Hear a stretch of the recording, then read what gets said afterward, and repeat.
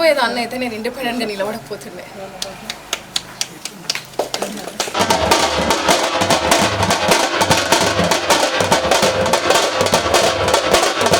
నేను ఎప్పుడు ఒకటే కోరుకుంటున్నా, ప్రతి ఇంట్లో ఒక అమ్మాయి చదువుకోవాలి. ఒక్క అమ్మాయి కాదు, ఎంతమంది అమ్మాయిలు ఉన్నారో వాళ్ళు చదువుకోవాలి. ఎందుకంటే అదే వాళ్ళకి AK-47 గన్.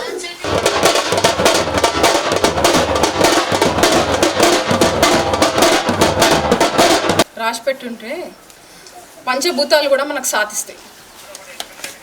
సో ఒకవేళ నిజంగానే దుబ్బాకకి ఒక చేంజ్ రావాలని రాసి పెట్టుంటే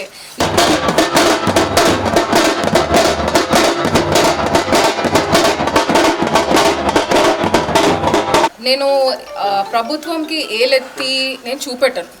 ఏవైతే మైనస్లు ఏవైతే లేవో దాన్ని దృష్టి పెట్టుకొని అది చేసి చూపిస్తానని నా మేనిఫెస్టోలో రాస్తాను తప్ప నువ్వు అది చేయలే నువ్వు ఇది చేయలే అని అయిపోయిన దాని గురించి ఆలోచించడం వేస్ట్. జీవితంలో ఏదైనా